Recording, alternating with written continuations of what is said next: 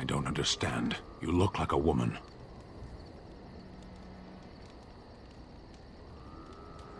You are a Grey Warden, so it follows that you can't be a woman. So you understand my confusion, then?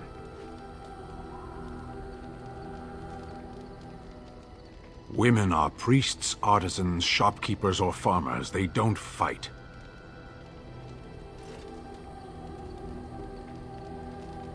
Why would women ever wish to be men? That makes no sense.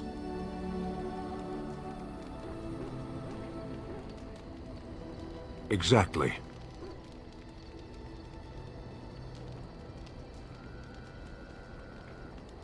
I don't know what to make of you. Perhaps this is a quality of Grey Wardens I had not heard about. A person is born, Gunari or human or elven or dwarf. He doesn't choose that. The size of his hands, whether he is clever or foolish, the land he comes from, the color of his hair, these are beyond his control. We do not choose, we simply are. Can they? We'll see.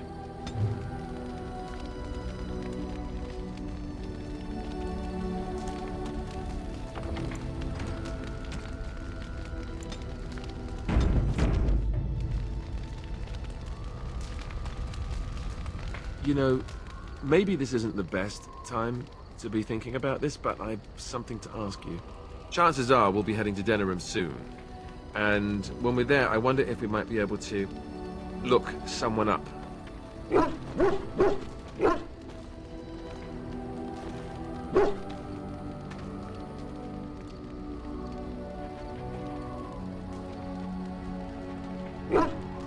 No, I know that. That's not what I'm talking about. The thing is, I have a sister, a half-sister. I told you about my mother, right? She was a servant at Redcliffe Castle and she had a daughter. Only, I never knew about her. I don't think she knew about me either. They kept my birth a secret after all. But, after I became a Grey Warden, I did some checking and, well, I found out she's still alive. In Denerim. She's the only real family I have left. The only family not also mixed up in the whole royal thing. I've just been thinking that maybe it's time I went to see her. With the blight coming and everything, I don't know if I'll ever get another chance to see her. Maybe I can help her. Warn her about the danger, I don't know.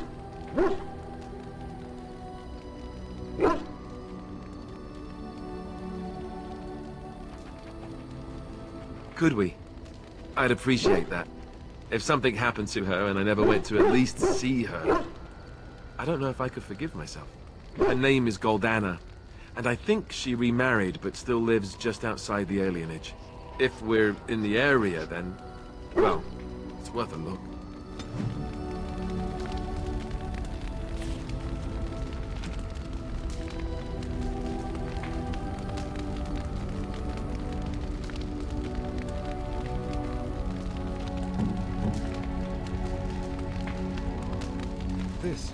This is my mother's amulet. It has to be. But why isn't it broken? Where did you find it?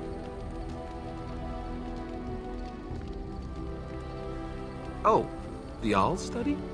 Then he must have found the amulet after I threw it at the wall. And he repaired it and kept it. I don't understand. Why would he do that?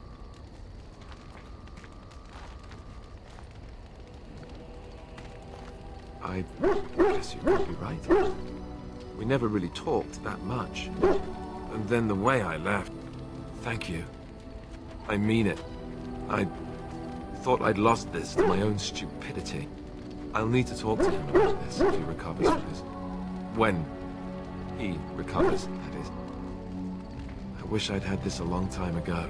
Did you remember me mentioning it? Wow. Huh. I'm more used to people not really listening when I go on about things.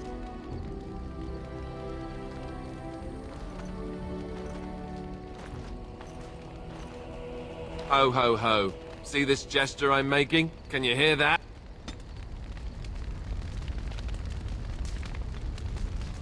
Something on your mind? Of course.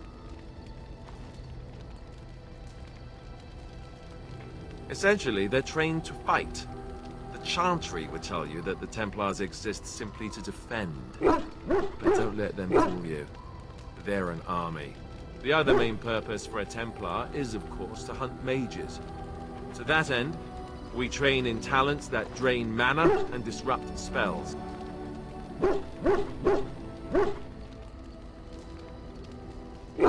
You could call it that, sure. The Chantry doesn't look on it the same way, however, since really our talents only work on mages. Against a regular person, I'm just a guy in a metal suit.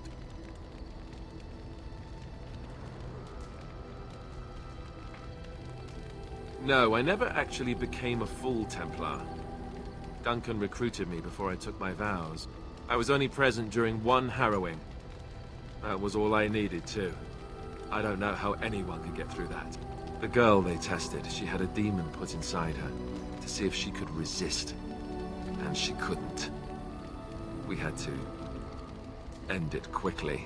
I have to say I didn't have much interest in becoming a Templar after that. You'd think that, but it's not so. The Chantry keeps a close rein on its Templars. We are given lyrium to help develop our magical talents, you see. Which means we become addicted. And since the Chantry controls the lyrium trade with the dwarves, well, I'm sure you can put two and two together.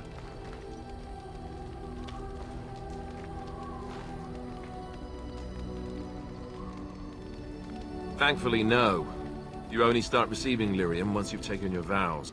You don't need lyrium in order to learn the Templar talents. Lyrium just makes Templar's talents more effective. Or so I was told. Maybe it doesn't even do that. The Chantry usually doesn't let their Templars get away either, so they can spread their secrets. I'm a bit of an exception. Lucky me.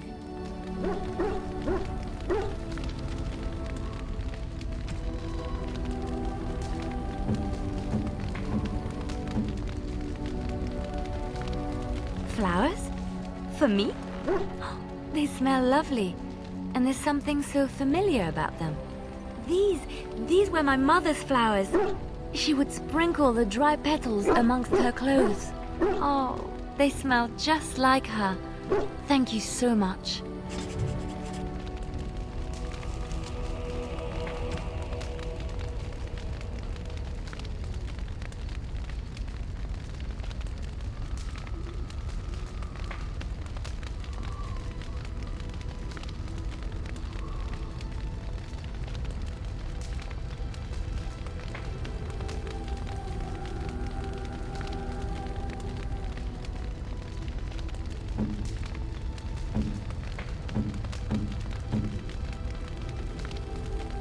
Generous gift. Thank you ever so much.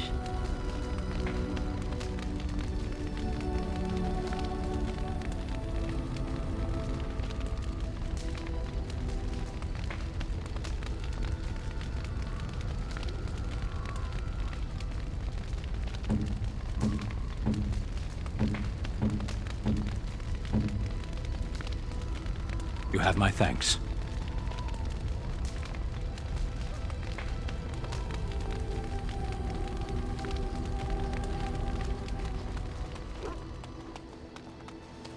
If there's anything I can do for you, please tell me. I'm sure you'll be pleased with the goods my boy and I have collected, and with your discount.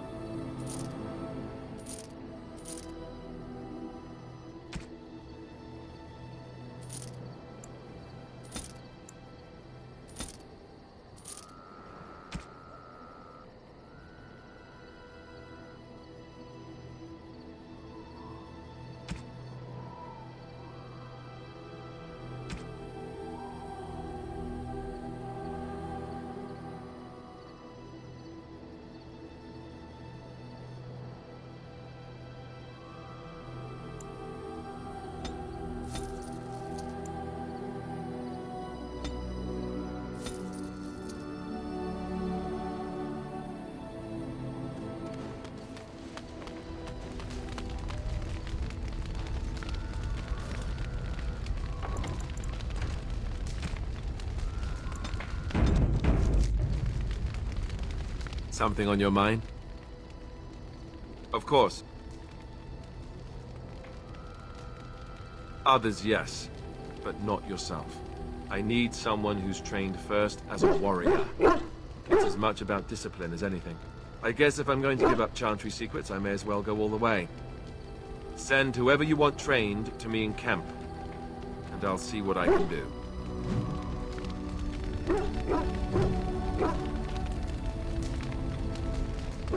Something on your mind? Of course.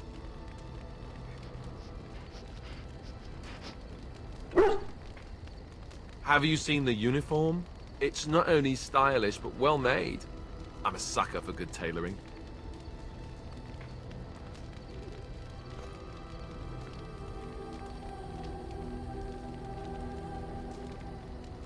That's just in public. In private, we have these yellow and purple tunics, right?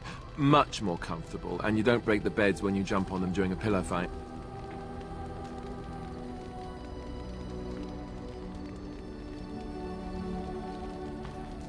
On confession day, we could go all night. Being a Templar isn't all about chasing men in skirts and hiding behind priests, you know. You don't really want to know about my being a Templar, do you? It's really quite boring. Poke, poke, poke. Tell me everything about your life, Alistair. All right, if you insist. It's not like we have anything better to do, right? The truth of the matter is that I did hate going to the monastery.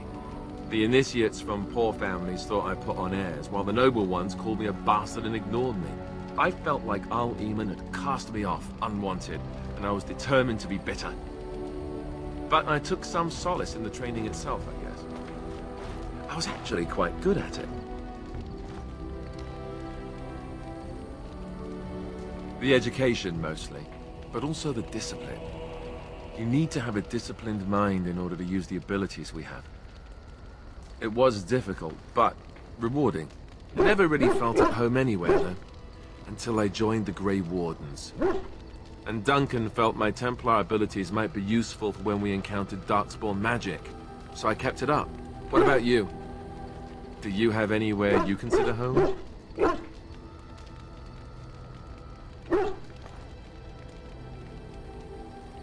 It is. I didn't know you felt that way. We won't always be traveling like this, you know. Once the war is over, once the Blight is... well, a time will come when we'll have to think about having a real home again. Though that seems like a far ways off. And I suppose the Grey Wardens are gone for good, either way.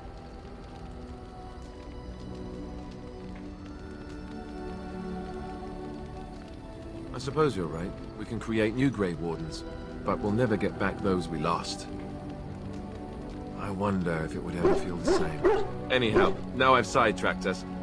We'd better get back to what we're supposed to be doing right now. Something on your mind? Of course.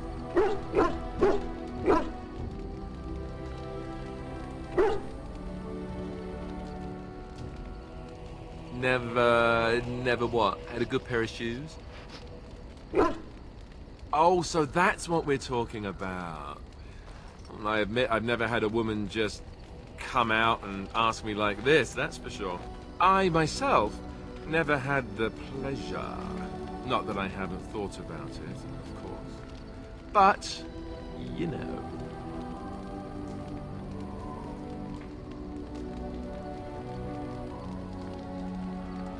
Well, living in the Chantry is not exactly a life for rambunctious boys. They taught me to be a gentleman, especially in the presence of beautiful women such as yourself. That's not so bad, is it?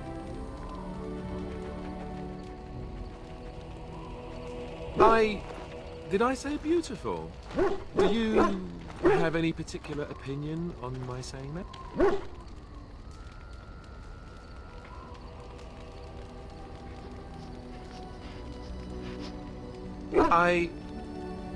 Yes, of course. I see exactly what you mean. Enough. I don't want to talk about this anymore. Let's go.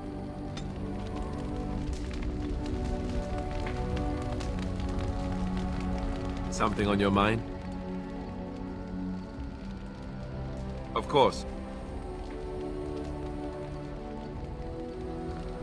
Such as they are.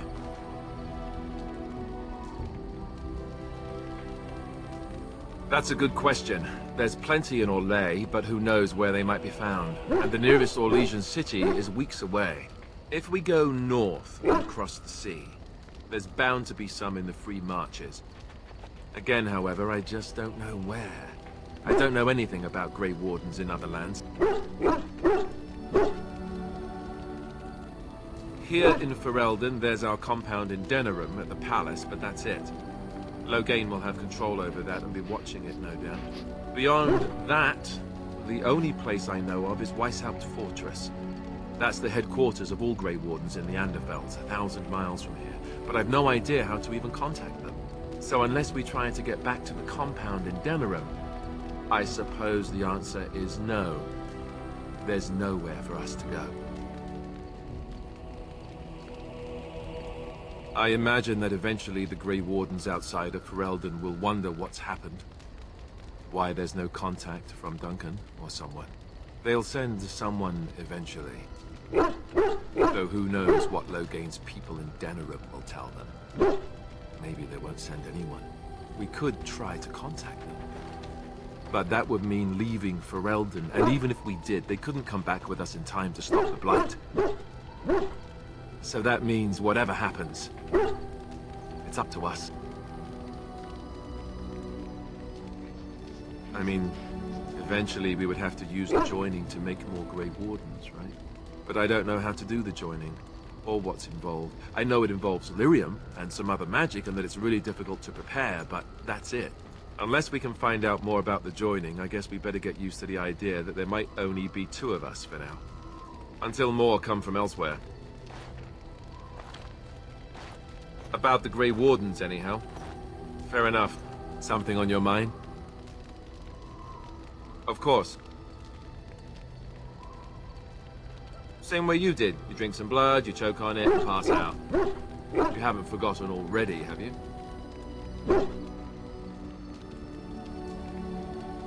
Let's see, I was in the Chantry before. I trained for many years to become a Templar, in fact. That's where I learned most of my skills. You're telling me I was banished to the kitchens to scour the pots more times than I can count. And that's a lot. I can count pretty high. The Grand Cleric didn't want to let me go. Duncan was forced to conscript me, actually, and was she ever furious when he did. I thought she was going to have us both arrested. I was lucky.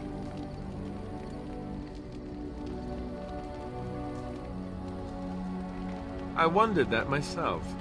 It's not as if she valued me highly. I think she just didn't want to give anything to the Grey Wardens, is all. The Chantry didn't lose much. And I think I can do more fighting the Blight anyhow, rather than sitting in a temple somewhere. I'll always be thankful to Duncan for recruiting me. If it hadn't been for him, you know, I wouldn't be.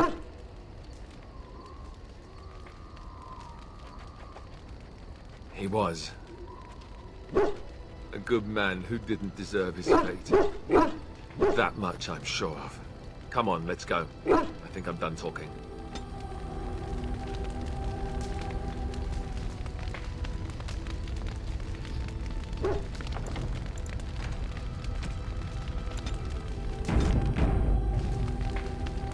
Something on your mind? Of course. You mean other than becoming a Grey Warden?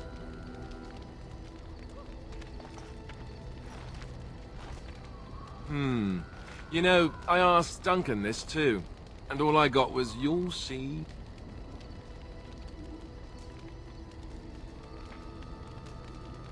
Oh, it's not that Duncan wants to keep it a secret, it's just that the Grey Wardens don't discuss it much. I gather it's not a pleasant topic. The first change I noticed was an increase in appetite. I used to get up in the middle of the night and raid the castle larder. I thought I was starving. I'd slurp down every dinner like it was my last. My face all covered in gravy. When I'd look up, the other Grey Wardens would stare, then laugh themselves to tears.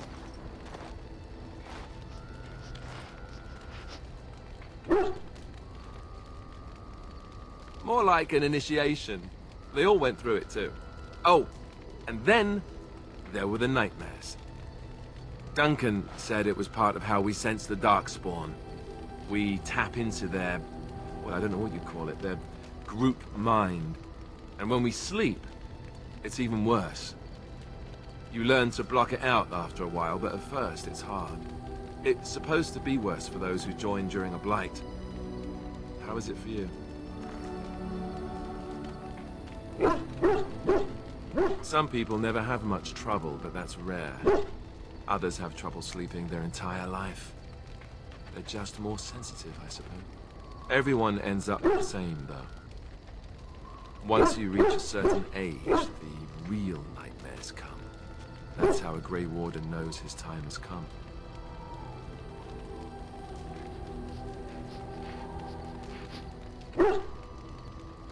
Oh, that's right. We never had time to tell you that part, did we? Well, in addition to all the other wonderful things about being a Grey Warden, you don't need to worry about dying from old age. You've got 30 years to live, give or take. The taint, it's a death sentence. Ultimately, your body won't be able to take it. When the time comes, most Grey Wardens go to Orzammar and die in battle rather than waiting. It's tradition.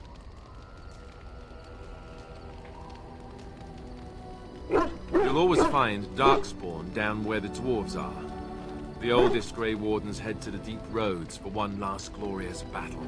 Not that there's a shortage of Darkspawn during a blight, but that's the tradition. The dwarves respect us for it. And you wondered why we kept the joining a secret from the new recruits. There you have it.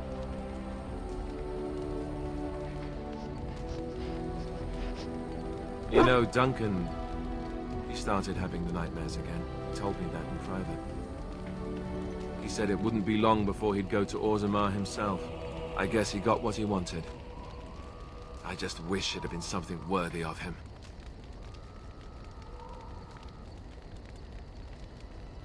I know. Ending the blight should make this all worthwhile, right?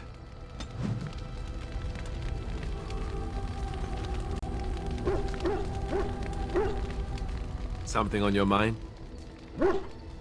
Of course. Such as they are. About the Grey Wardens, anyhow. Fair enough. Something on your mind? Of course.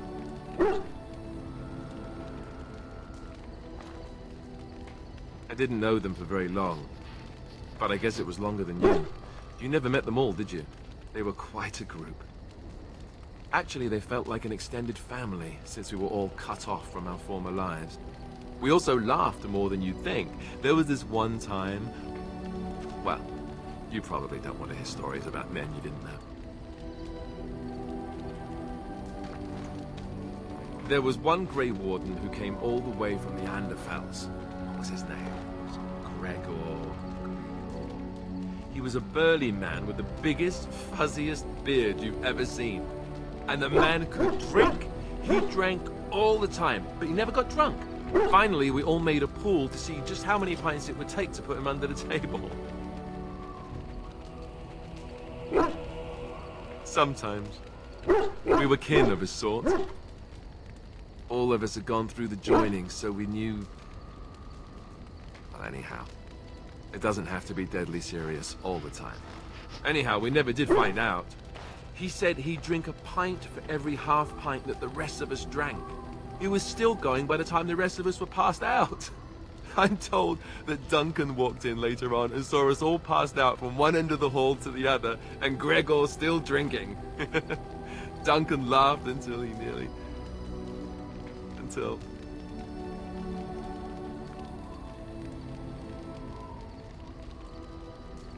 Yes, I suppose so. I thought I was done with this, but it just struck me that I have nothing to remember Duncan by. Nothing at all. There's no body, not even a token of his that I could take with me. That must sound really stupid to you. I just would have liked something of his to take with me, that's all. Well, there's no use in moaning about it, is there? He's gone. Let's just go. I'm wondering something. I'd like to know your thoughts about some of our traveling companions. Do you mind if I ask? Zevran, the elf. You can't trust him, can you? Do you believe his so-called vow?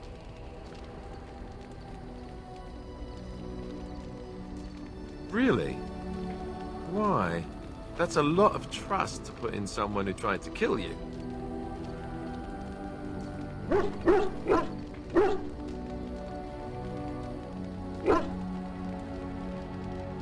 Yes, the rest of us have noticed that.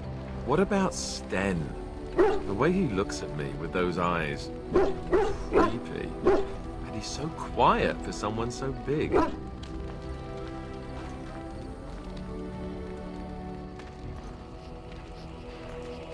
Yet he doesn't seem quite so bad as the Chantry tells us. According to them, his philosophy is vile and evil. Yet he seems so reasonable. And yet, he killed all those people. He doesn't even deny it. Doesn't that bother you?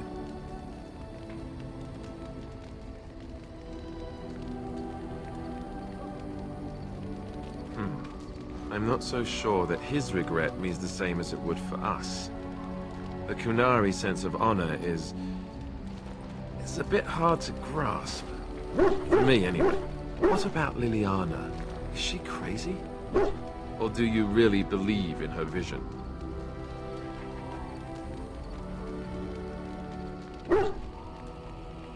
That's one way to put it. I don't know what to make of her. If you look at her when she doesn't see you, she just looks so sad. I almost feel guilty taking her away from her life.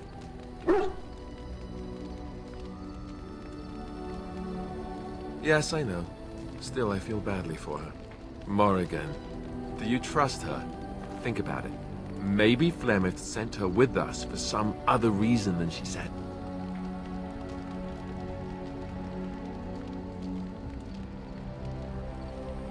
Well, aside from the fact that she's a complete and utter bitch, no, I don't like her at all. Why, do you?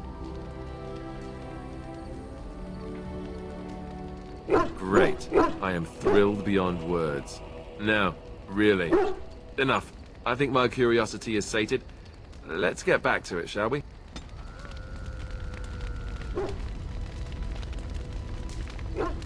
Something on your mind? Of course. You never asked?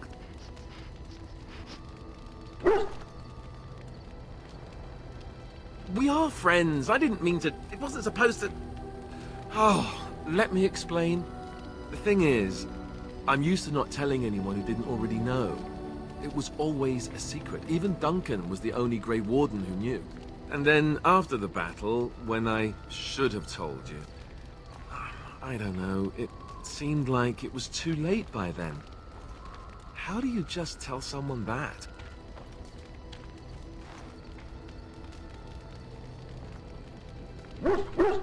I should have told you, anyway.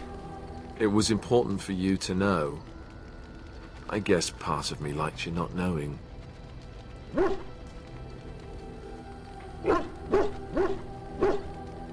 They treat me differently. I become the bastard prince to them, instead of just Alistair. I know that must sound stupid to you, but I hate that it shaped my entire life. I never wanted it, and I certainly don't want to be king. The very idea of it terrifies me.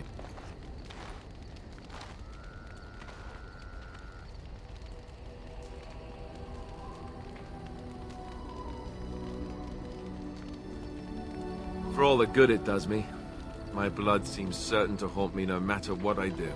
I guess I should be thankful that Arl Eamon is far more likely to inherit the throne. If he's all right. I hope he's all right. For what it's worth, I'm sorry for not telling you sooner.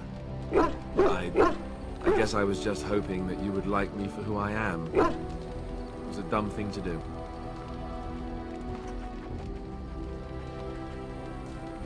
Oh,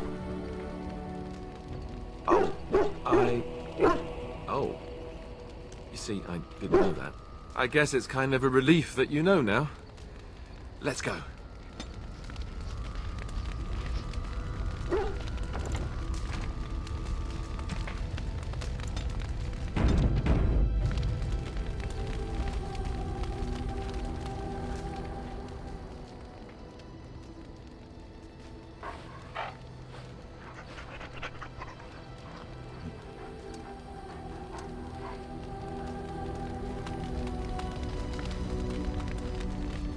You are not quite as callow as I thought. That is unexpected.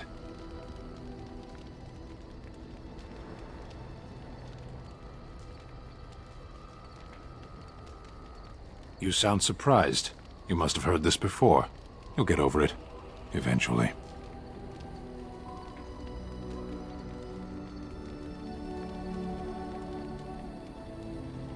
I caged myself.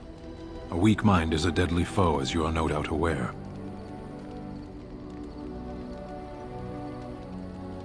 That is complicated. I came to your lands with 7 of the Beresad, my brothers, to seek answers about the Blight. We made our way across the Ferelden countryside without incident, seeing nothing of the threat we were sent to observe. Until the night we camped by Lake Calenhad. They came from everywhere. The earth beneath our feet, the air above us. Our own shadows harbored the Darkspawn. I saw the last of the creatures cut down, too late. I fell. I am told no others survived. I don't know how long I lay on the battlefield among the dead, nor do I know how the farmers found me.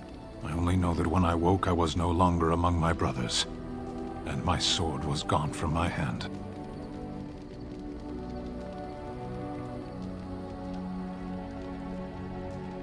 I searched for it, and when that failed, I asked my rescuers what had become of it. I killed them. With my bare hands. I did. I knew they didn't have the blade. They had no reason to lie to me. I panicked. Unthinking, I struck them down.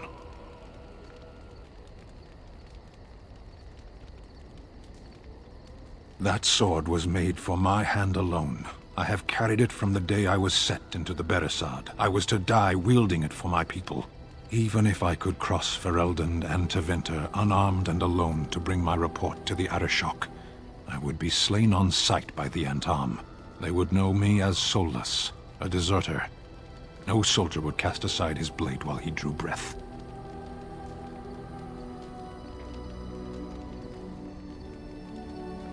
If I knew where to look, it would be in my hand now.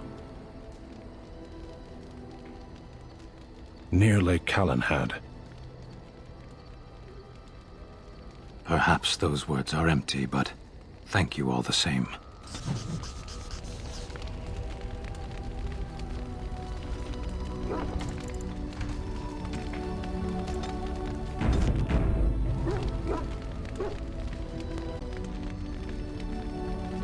You called. I am hardly surprised. To put it lightly, no one has a place here. Our farmers wish to be merchants. The merchants dream of being nobles, and the nobles become warriors. No one is content to be who they are. What does that accomplish? The farmer who buys a shop is never a merchant. He is always a farmer turned merchant. He carries his old life with him as a turtle carries its shell.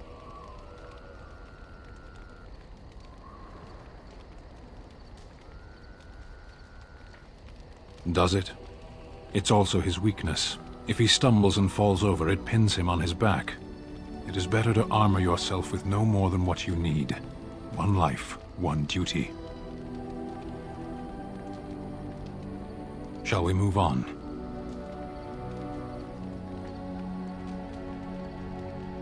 Perhaps. It's strange to be in a crowd and hear a language that is not your own. To see faces that are and aren't like yours. I miss the smells of Saharon. Tea and incense and the sea. Ferelden smells of wet dogs. True. I was trying to forget that part. Shall we move on?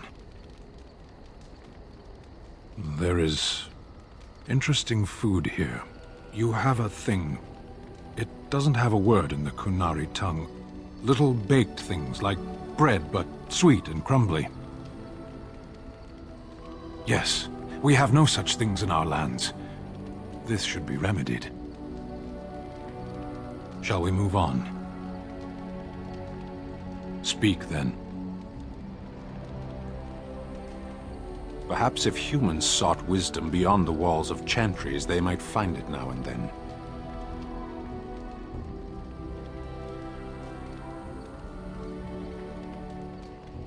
Kunari do not worship. I know that it cannot be found unless sought. There is little point in pursuing this. We should move on. As you wish.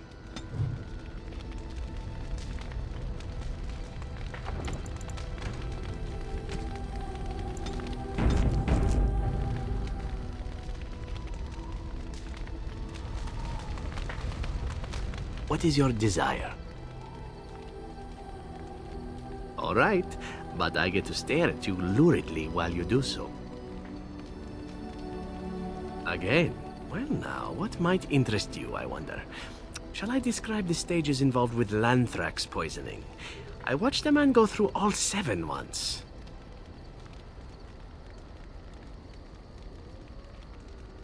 No, I'll not inflict that upon you just yet. Let's see, how about the largest battle I ever took part in? That would have been the slaughter of Prince Azrin. Did you hear of that down in these parts? Me? Not personally, but I did take part in the attack. Prince Azrin was 4th in line to the throne, you see. He started off as 11th, but worked his way up the old-fashioned method by inheriting control of an entire Crocel from his grandfather. After assassinating his way through the royal family, the king hired 3 other cells to take down Prince Azrin once and for all. I was in one of those cells. Antivan royalty is very much bound up in the Crows. You wouldn't want it run by a bunch of commoners, after all, would you? And this means they get involved in politics quite often. This particular fight nearly bankrupted the nation, I understand. It almost ended up putting a Crow on the throne, a commoner. But that's a whole different story. I played a very small part. My part in the entire battle was taken up trying to reach Princess Verina, who had thrown in with her brother. I killed about 11 of her guards personally before I got knocked out of a window. I landed in a river and nearly drowned. I was fished out by some urchins who robbed me blind. Made off with my boots, too. At least they didn't cut my throat. And that was my part in history.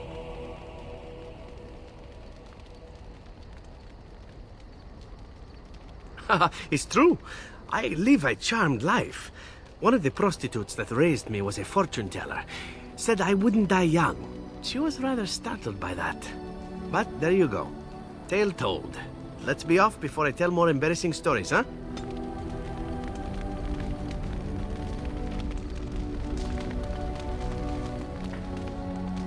What's on your mind? Oh, yes, and thank you for asking. I'm feeling much better today.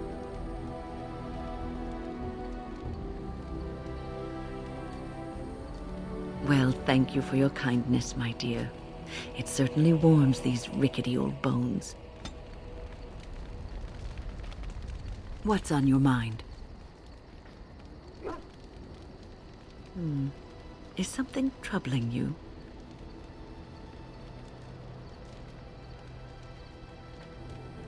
You are one of the 2 surviving Grey Wardens in Ferelden. You defend all of us, and much rests on your shoulders.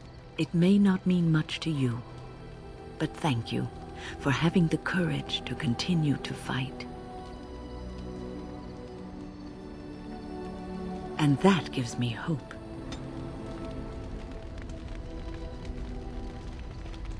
Have you heard much about the Grey Wardens of old?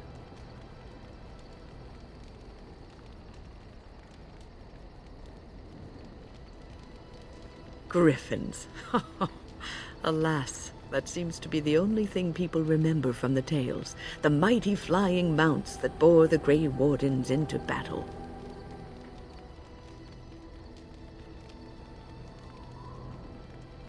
Unfortunately, they've all passed back into the Maker's hand. So that wish will have to go unfulfilled. It was said that watching the Wardens ride in on their white griffins was enough to rouse a weary heart and put the dance back in the step of an old man. The Grey Wardens were powerful, feared and respected, but they also inspired the common people. I remember a tale that was told to me many years ago.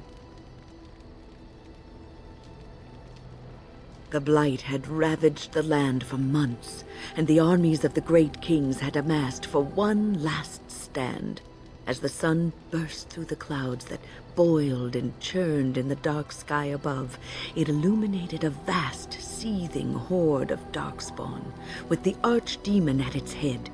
And it was then, when courage seemed to fail, and all lost to death and despair, that the Grey Wardens came. They arrived with the beating of wings like mighty war drums and stood before the armies of men. The Grey Wardens, grim and fearless, marched forth, ever between the men and the encroaching darkspawn. They formed a shield of their own bodies and held that line until the archdemon was dead and the last darkspawn lay trampled in the dirt. And then, demanding neither reward nor recognition for their sacrifice, the Grey Wardens departed. When the clouds finally rolled back and the sun shone full upon the blighted ground, the great kings knew that they had lost no men, and none of their blood had been spilled.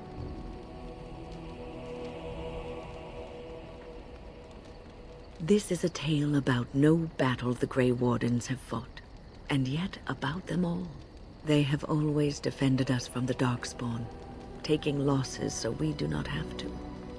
People may have forgotten over the centuries, but nothing has changed. This knowledge has been blessing and burden to Grey Wardens past, and now it shall be your blessing and your burden.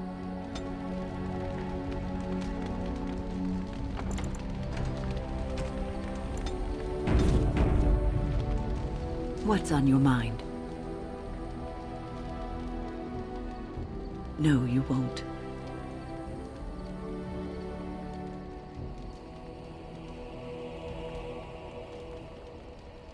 You wonder sometimes, don't you? If your life would be better if you weren't who you are. When I was a young woman in the tower, I came to the realization that the circle would be my life, and I would know no other. Family, love, a simple life. These were things that others took for granted, that I would never have.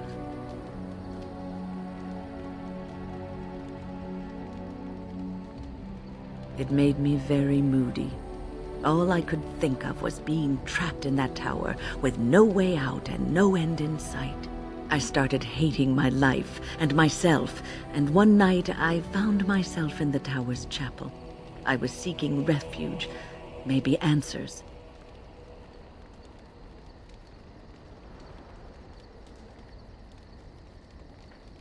I must have looked tearful or made some noise, because the revered mother came out and decided to speak to me. And because I had no one else to talk to, I talked to her. I must have said many silly things, but she told me that the Maker puts us all on our paths for a reason, and fighting our intended course is what causes so much anguish.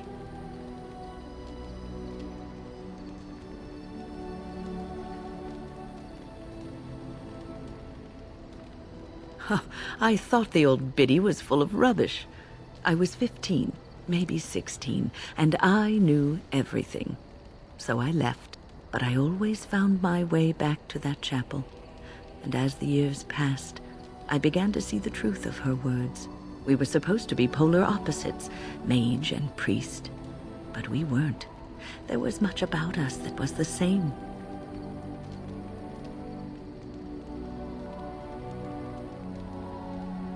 Not all priests choose their path.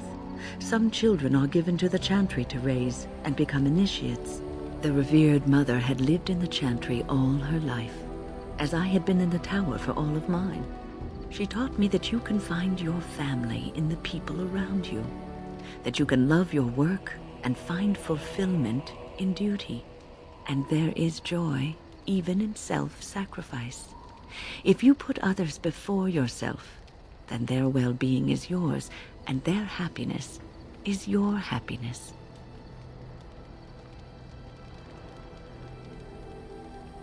You can scream and cry and be angry about life as a Grey Warden, or you can accept it and allow yourself to see the good in it. This is your choice. What's on your mind? I will answer to the best of my ability. I was brought there by the Templars, just like many of the other apprentices. I don't remember very much. I was very young then.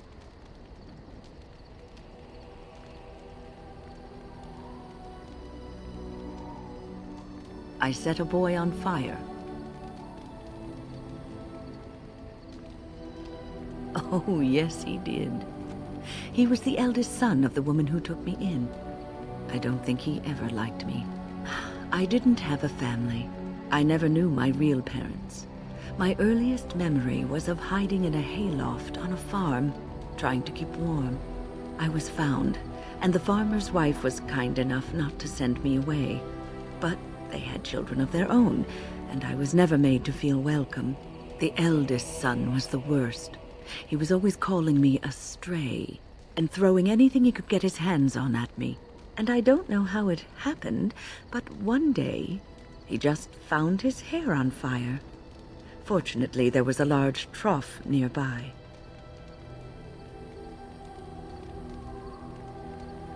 He ran screaming, dripping head and all, to his mother. I was shut up in the barn with a bowl of water and a crust of hard bread. The Templars arrived several mornings later.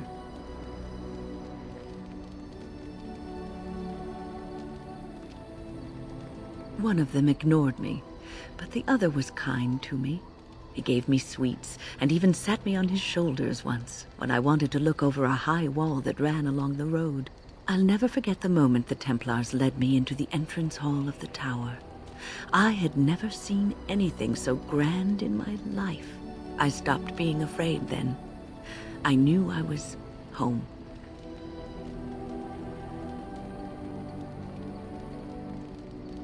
Well, that's about all there is to my tale. That's how I came to the Circle. It has been almost a year, hasn't it? Do you miss the tower at all?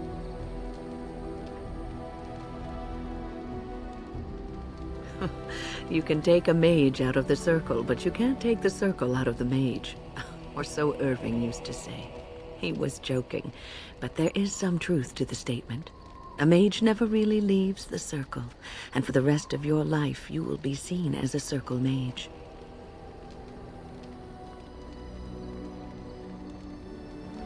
But you will always be a mage, especially in the eyes of others. You represent both mages and Grey Wardens, and your actions may reflect well or badly on both groups. Remember that.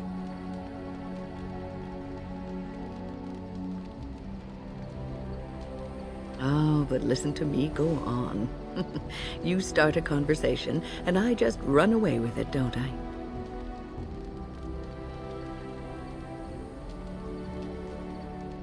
I've been mentoring apprentices for so long, it's become something I do unconsciously. I don't know if I could stop even if I wanted to.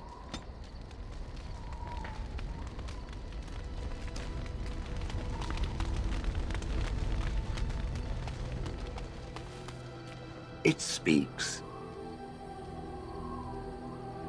It doesn't have better things to do.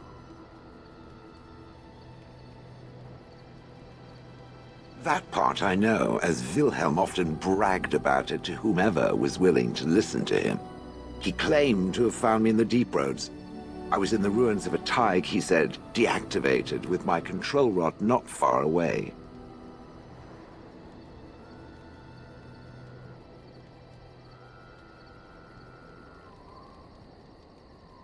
No, that secretive bastard refused to tell me. I would ask and ask, but no. He used to say that one day, if I were compliant and didn't talk back at his wife, he would take me there and I could look around myself. Rotten, lying bastard. If I had his head in my hands now, I would squeeze it like a giant lemon. Squish. It was a hobby of his, scavenging. One of the reasons he traveled so much is that he was looking for entrances into the deep roads, old places the dwarves had long forgotten. And then he would sneak down and search for magical treasure, before anyone was the wiser.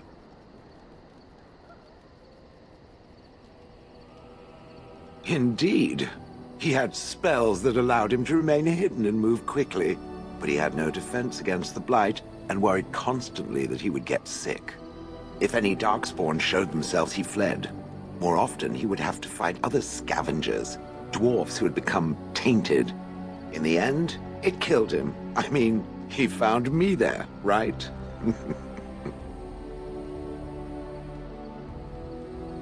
I think I remember a battle. It was long before, and then there was darkness. Ah, in short, no, I do not remember why I was there. It makes no difference. I wouldn't have had to put up with the twit, and I would be none the wiser. I don't think I was aware while I was there. Not like in the village. Or perhaps I was. Perhaps that was the dark place, and I simply couldn't see anything. How long could even I sit in the darkness and stare out at nothing, never sleeping? Oh, I do not wish to think of that. On then.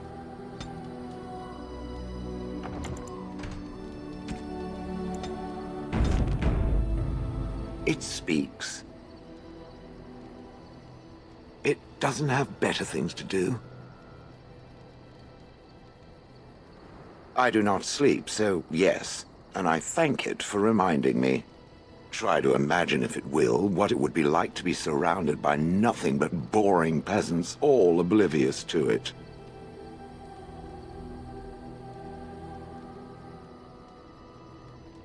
And then there were the birds. A whole village full of pigeons and ravens and sparrows all perching on me day in and day out.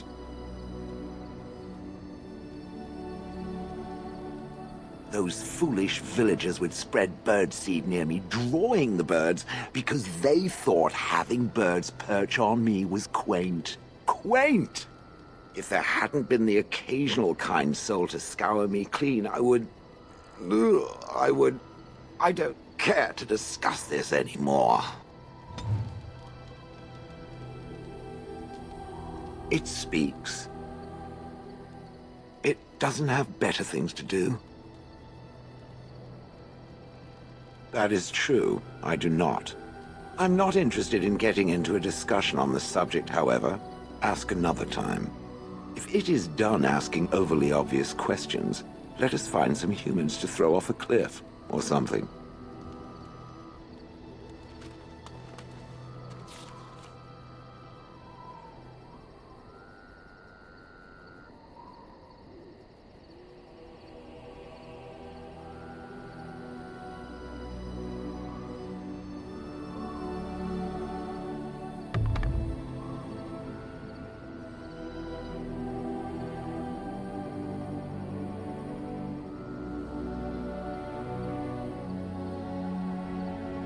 Enchantment?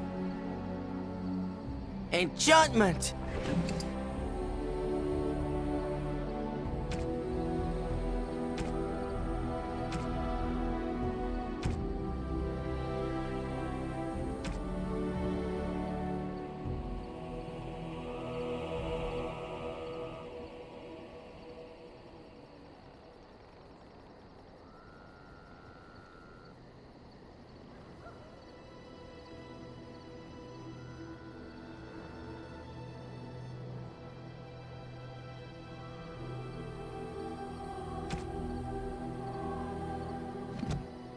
If there's anything I can do for you, please, please tell me.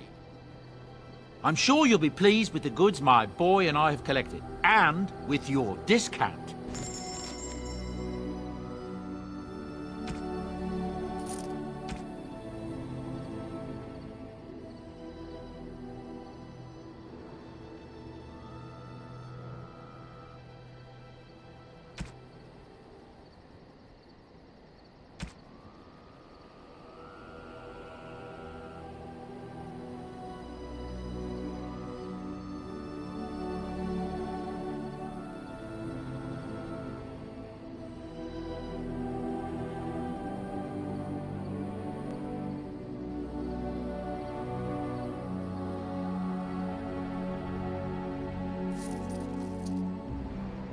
Enchantment?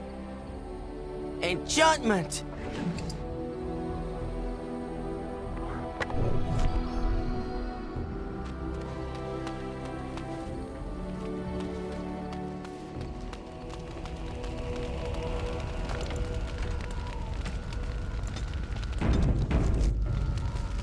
I await your command.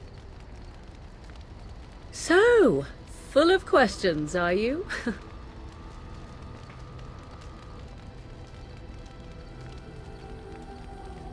'Tis the child abomination you speak of from the haunted castle? If what you seek is to remove the demon from the child without harming the child, there is a way indeed. There is a connection between the child and the demon, one which can be followed to the demon's true form within the Fade. There, the demon can be battled directly. Only a mage may enter the Fade. It requires lyrium and a group of mages to cast the ritual, neither of which we have, yes? And, had we those things, it would still fall on one mage alone to defeat the demon. No simple task, but there you have it. I await your command. So, full of questions, are you?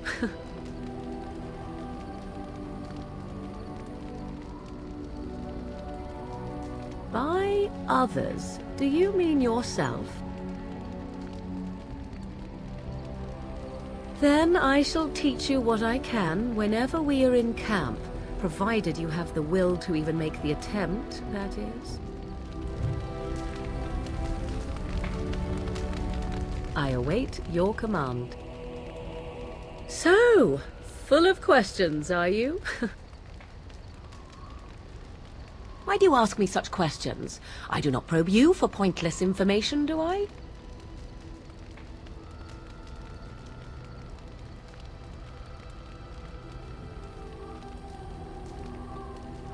Any number of cats could inform you of the answer to that question, but have it your way. What is it you asked? If I grew up in the wilds? A curious question. Where else would you picture me? For many years it was simply Flemeth and I. The wilds and its creatures were more real to me than Flemeth's tales of the world of man. In time I grew curious. I left the wilds to explore what lay beyond, never for long. Brief forays into a civilized wilderness.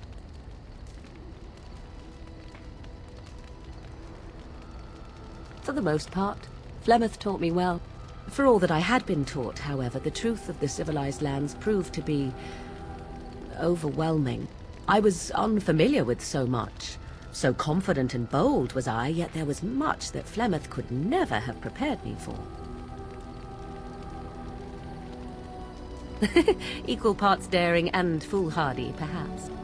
Only once was I accused of being a witch of the wilds, and that by a chastened who happened to be traveling with a merchant caravan. He pointed and gasped, and began shouting in his strange language, and most assumed he was casting some curse upon me. I acted the terrified girl, and naturally, he was arrested.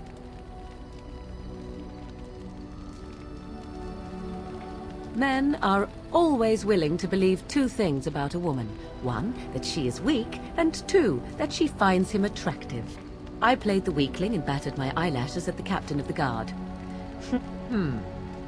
Much. The point being that I was able to move through human lands fairly easily. Whatever humans think a witch of the wild looks like, 'tis not I. Not that I did not have trouble. There are things about human society which have always puzzled me, such as the touching. Why all the touching for a simple greeting?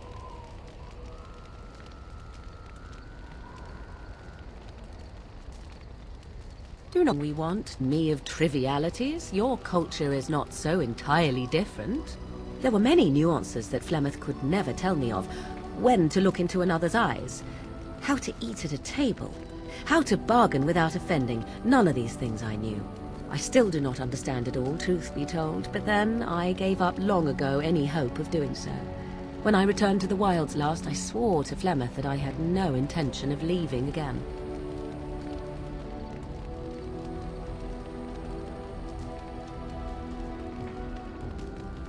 Yes? Let's ignore the entire Darkspawn threat and the presence of a simpleton as your only other Grey Warden ally, then. Not that I lack appreciation for the intent of your comment. Thank you. Well, let's get on with it before the ground opens up and swallows us, yes?